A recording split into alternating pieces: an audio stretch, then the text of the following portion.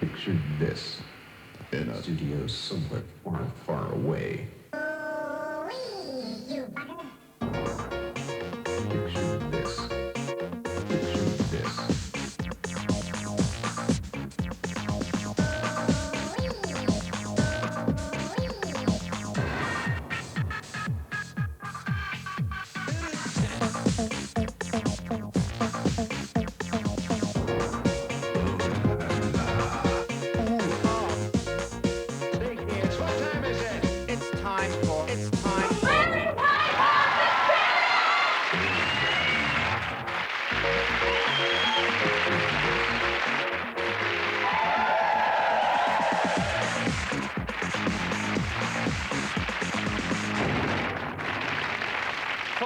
Gunman watching, the vogue at the moment is a joke shop kiddie mask. Today's hip-on robber sports a pump-action high-velocity rifle and a postman Pat mask. But I think, who's that going to fool? Like you're going to go, blimey, what's got into Pat? If you're trying to frame someone, work a bit harder. Come on, come on! Stay there, stay here! Stay there!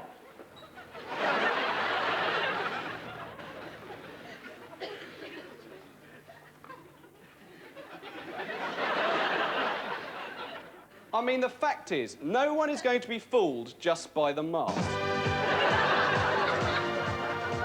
Now, this was a particularly violent crime, wasn't it, Inspector? Damn straight. Fortunately, the security cameras were on. We've watched the tape in detail, and we're hoping to interview this man.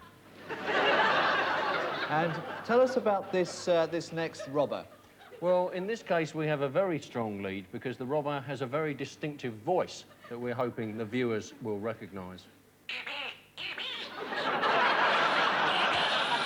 In connection with the same armed robbery, we're also hoping to interview the winner of Billboard magazine's Best New Album for the rock dance crossover Dangerous, Michael Jackson, arguably the most influential male solo singer of the 1980s.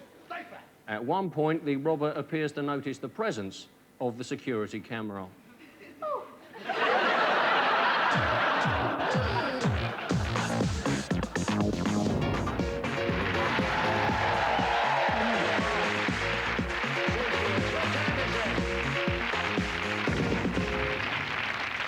Phil Collins, Peter Gabriel, Sting, Robert Palmer. How I hate middle-aged, boring, sensible pop stars.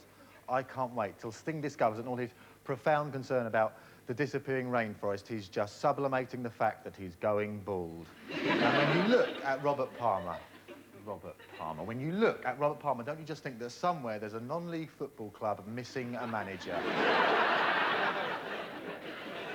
The Simple Truth, Live Aid, Red Hot and Blue, always a nexus for these mortgage-sensible rock stars like Midge Ure. Because a proper pop star couldn't do the live location report from Ethiopia because he wouldn't be able to understand the concept. He couldn't get his head round what was going on. And now we go over live to Eritrea, which has seen some of the worst of the suffering, for an on-the-spot location report from Billy Idol. Hi, all right, yeah. See, a lot of you chicks here are so excited you've got your tits out already. Go! Boring pop stars. I sit in my all-seater stadium, holding my mortgage rock programme, show-sec men patrol my well-drilled all-seater response, and I thank my benevolent stars if only I get the fake encore. The fake encore, that really gets on my tits. You go and see EMF, and what I love about EMF is I'm not hard, but I could beat up every single member of that band, no problem. You go and see EMF, they do a 4-hour set, leave the stage, they haven't done Unbelievable, will there be an encore? You need to get people going, more, more. Oh, crikey, I want some more, but I think we've done all our songs, haven't we? Yeah. Wait a moment. Wait a moment. What was the name of that number one hit single we had? Oh, yeah! Unbelievable! Unbelievable! How did it go again? How did it go? You're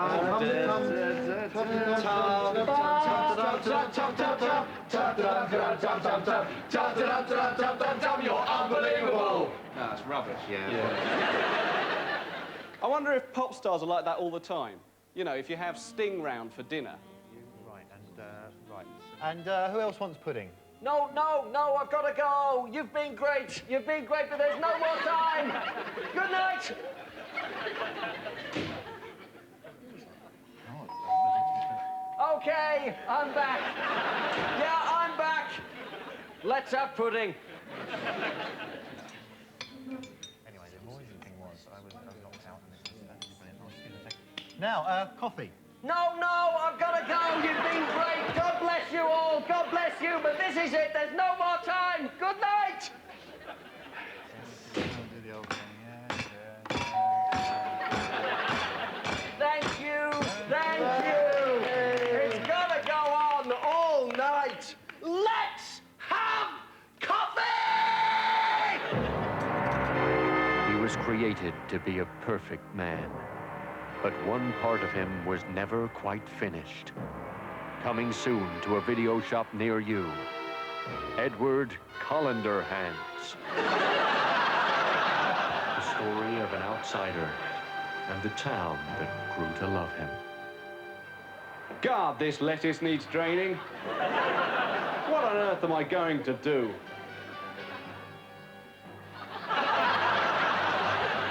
Gee, I wish I could afford a shower, but I've only got this bucket.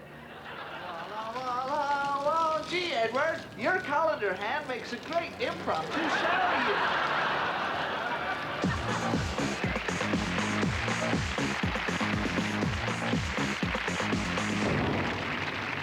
I don't go into libraries because I've discovered that it's impossible for me to be sat in a library for more than 45 seconds without developing a non-negotiable hard-on. I think it's not just me. I reckon that when he goes into a library, even Bernard Levin must feel his prim, withered on the vine, austerity years genitals stirring across and up the left-hand side of his grey worsted pants. Alternatively, Barry White must explode.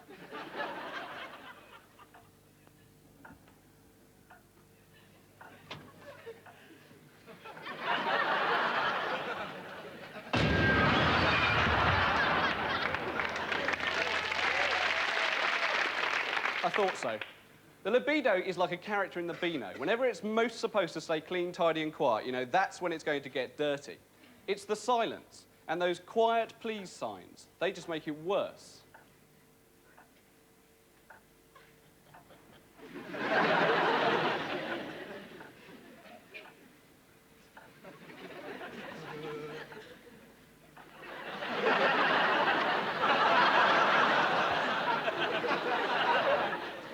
But it's amazing where the libido can decide to set up home. There is a man in America, this is true, who can only get sexually excited by putting a bin liner on his head and then allowing a budgie to fly about inside the bin liner. Well, how did he know that? What, he was sitting at home one day thinking, oh, God, there's a bin liner on my head and now there's a freaking budgie flying about inside it. And suddenly thought, hold on, I've got a raging horn.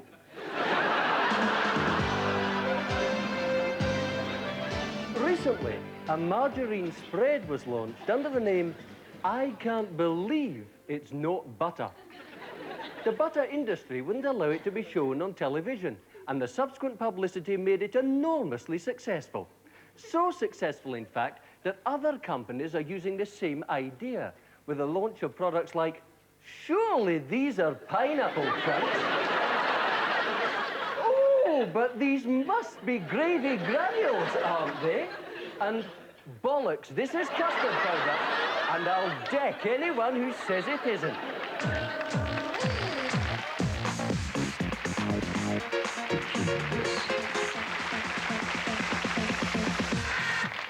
Often, if you're seated at a meal or in the pub, you don't actually clock how drunk you are until you stand up. And then, suddenly, getting from where you've been safely sitting to the lavatory becomes a major operation. Every move has to be thought about. But a woman comes in and apparently says, and then she took off her clothes and says, what happened then, right. Fell off your perch.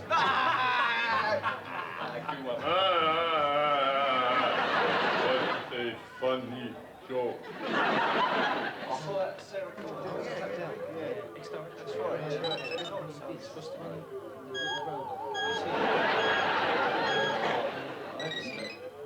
Oh, I know, that's what I never read.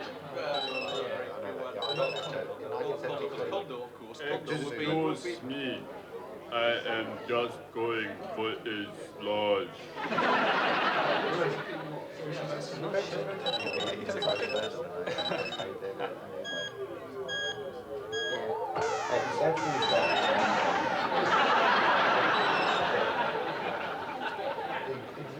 Is he?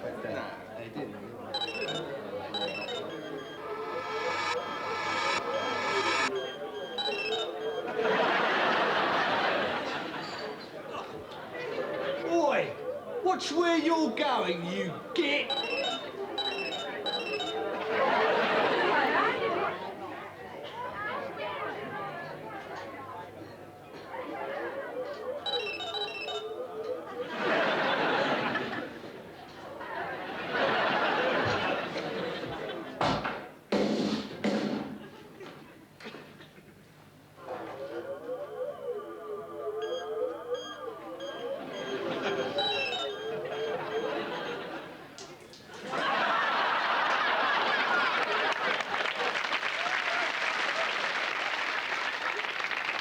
Drink is disgusting, especially spirits, you know. When you drink whiskey or gin or vodka, are you supposed to do this?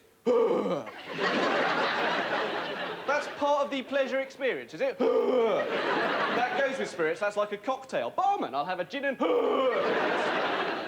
there's this pressure on men to drink, isn't there? You know, because drink is the elixir of masculinity. It's like, the more you drink, the more of a man you are. Even women. Like, one woman who grew up drinking an awful lot was Jeff Capes. One of the great myths about drinking is that you should line your stomach with a pint of milk before a heavy session, because then you still feel well in the morning. Yeah, about as well as anyone who's swallowed 7.5 pints of dry roast peanut lager and brandy-flavoured yoghurt. Something you quite often hear people say is, honestly, I actually drive better when I'm drunk.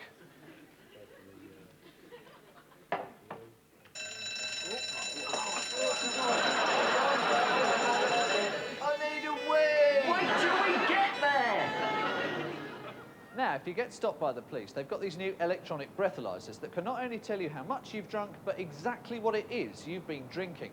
Oh, Mark Allman, didn't it?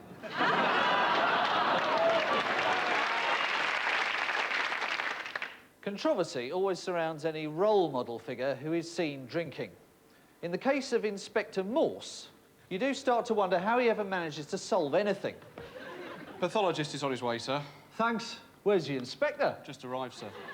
Oh. Hello, sir. I'm afraid they made a bit of a mess of him. He's been clubbed round the head and stabbed 8 times. He's dead! Bloody hell, it's a dead man! Call the police! He's dead! Dead! That's right, sir. Who killed him? Well, that's for you to find out, sir. Me. Well, I killed him. No, I wasn't even here. I come from over there. I'll never arrest me. I love you, Lewis. God, I'm hungry. Look, you better snap out of this, sir. There's been a murder, Lewis. Fancy a pint?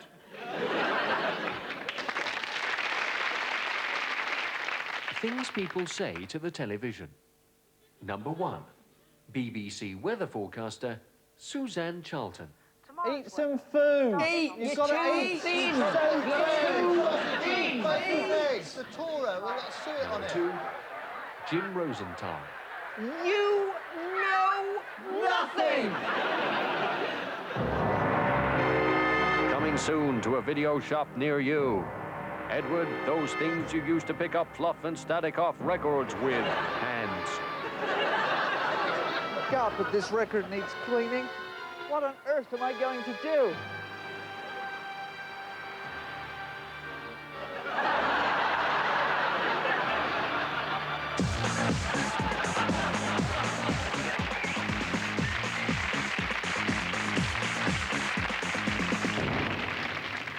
When Rachel finished with me, my one ambition, tunnel vision, shrunken worldview was that the next time she sees me, I'll be with this new and brilliant girlfriend that would ace her out completely and make her realise just how wrong she was. I was so crap. My only fantasies were that I'll be coming out of some club with this new and brilliant girlfriend going, hey, not so fast, you hot Swedish fox.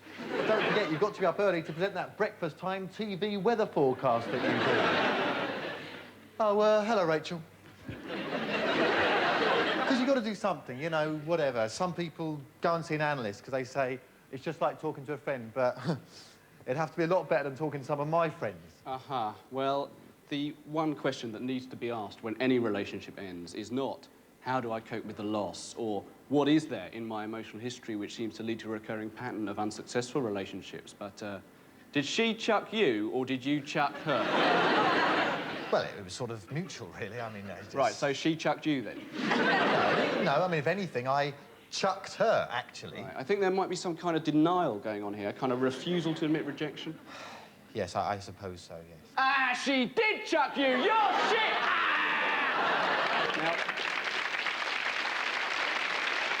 Now, there's a few things I think you could do here to help you in time to value yourself again.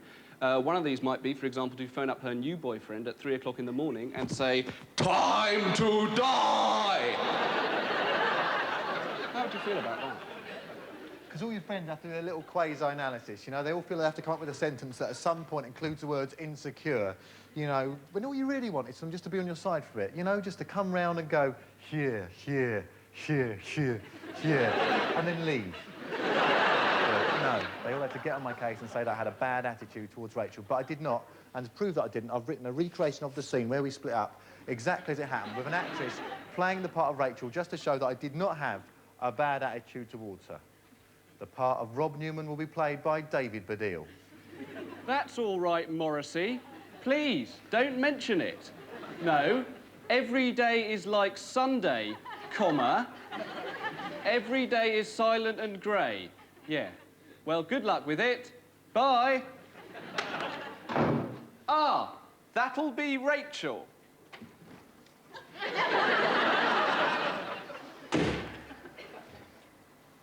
Rob, for some inexplicable reason, I've decided to abandon the happiness I have enjoyed with you and go out with Martin, of all people.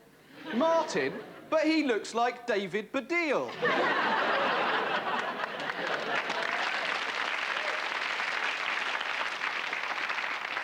Yes, I'm mental.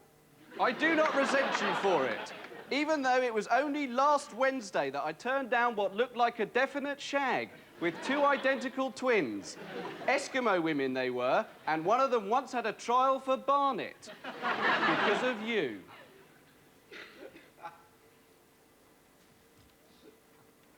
Oh, no. I've walked into the door. I've just recorded the events as they happened. But when you go out with someone and it's you that chucks them, whenever your ex phones up, it just feels like it's the most irritating interruption, you know? It seems like they only phone during the best bit of the best film they've ever shown on TV. You know, you're watching Tommy Steele, and she could be saying something, you know, really witty and warm and wise, and I'm like, what? No, I'm not being distant, I'm just busy, I'm just in the middle of something. Half a sixpence. But when your relationship really goes into its death throes, like, you know, when your partner's shoes seem so irritating it's hindering your breathing, you know, like Steve is with Tanya just at the moment, actually. Those last days are always made that much more unbearable by the fact that suddenly there seems to be no hiding place. And I wonder why we hold on with tears in our eyes. Really, lovey, it seems to me that you've run out of things to say to each other. And what... Tonight on Newsnight, we ask, when did Steve and Tanya last have sex? I am Steve Punt's dustman. And yes, sir, I can report that up until 3 months ago, empty contraceptive sheath cartons were making a regular appearance amongst his ordinary household refuse. With me, I have Barry White. What's needed here between this man and this woman is more love, more.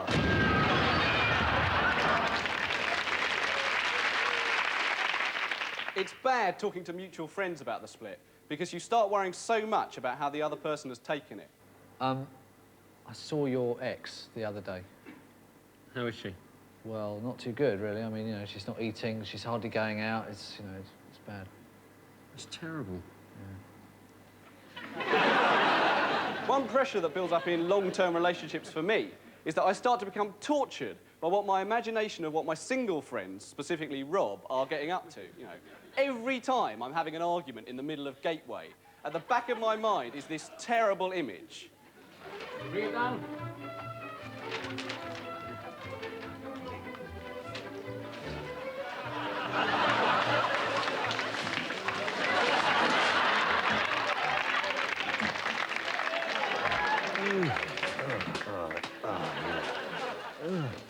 Oh, wrong house, sorry.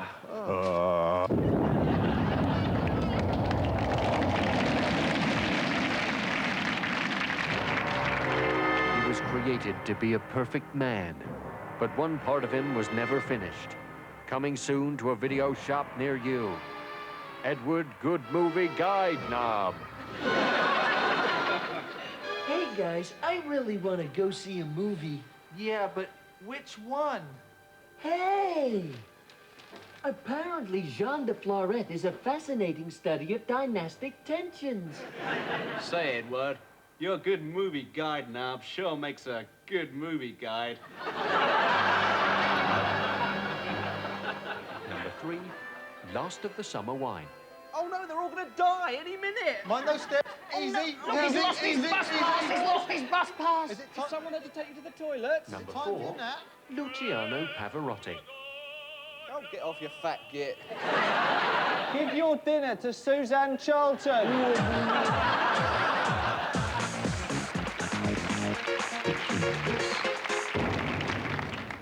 For some reason, the press still seem to believe that sex scandals ruin politicians. But Bill Clinton in the US and Paddy Ashdown here both found that as a result of the publicity, their opinion poll ratings actually went up, not down. John Major is a man who cares, a man who understands, and a man who has slept with Julia Roberts several times. Last year, he copped off with Princess Stephanie of Monaco. And when he went to Wimbledon, he did it with Steffi Graf and her doubles partner, whose name he didn't even bother to find out. As Prime Minister, John Major has gained respect worldwide. But between the sheets, he's an animal. Ask Stephanie Powers. Ask Maureen Lipman. Ask the blonde one off of Baywatch. The atmosphere here at Westminster is highly charged. Opinion polls give Neil Kinnock a 12.5% lead since the revelation that in 1986 he had done it with Bananarama. John Major replied that he had lived for 4 years with Marilyn Monroe, once slipped a length to Kim Basinger, and pointed out that once a week he has a private audience with the Queen.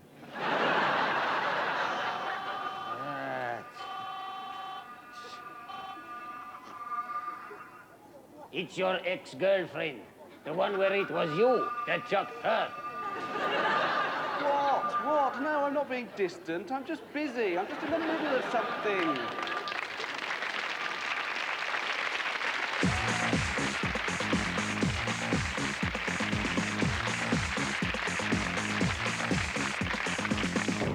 Jerry Conlon, 1/4 of the Guildford Force, sits in the hole for 15 years for something he never did, released, and then 6 weeks later is pulled up in possession of 1/8 of a gram of cocaine, and they have the audacity to take him to court and give him a 2-year suspended sentence.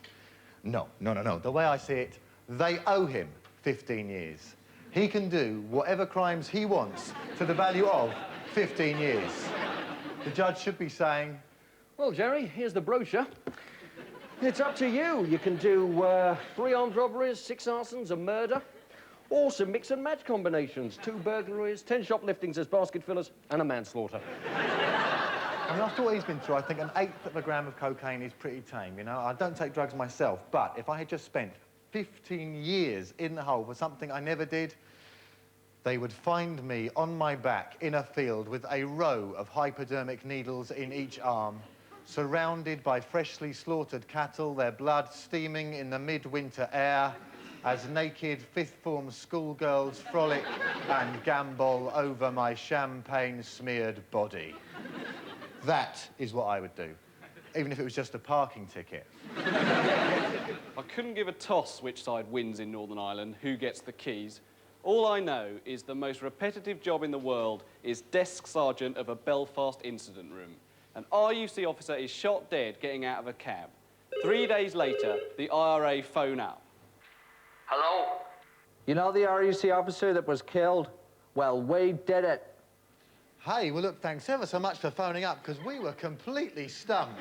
I couldn't work out who it was. I was racking my brains, thinking Professor Plum. Oh, it was you! Hey, Chief, you know that RUC officer that was killed? It was only the IRA. No, that's just a little bit too neat. Although the IRA do one entertaining thing when they rain down missiles on John Major's backyard. What the hell's going on here? It looks like the Blue Peter Garden. Only the second attempt on a Prime Minister's life since the original gunpowder plot. Foiled when Guy Fawkes was spotted at the gates of Parliament by a guard, whose suspicions, apparently, were first aroused on seeing a man who was 2 foot high, made of an old pillow, with a balloon for a head. Fawkes was also the only man in the 17th century to wear an Arsenal scarf, an old pair of his dad's corduroy trousers, and travel on a wooden go-kart. In fact, of course, we know that the gunpowder plot was in fact carried out by these men. The joint winners of the 1605 Richard Branson look-alike contest.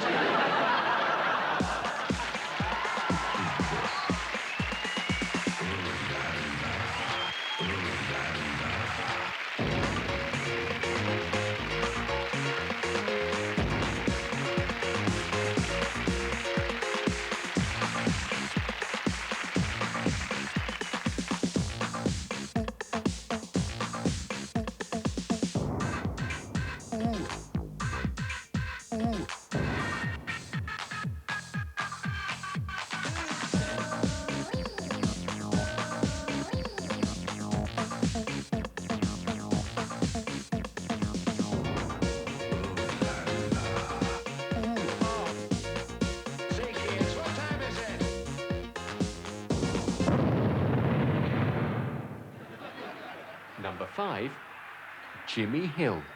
Well,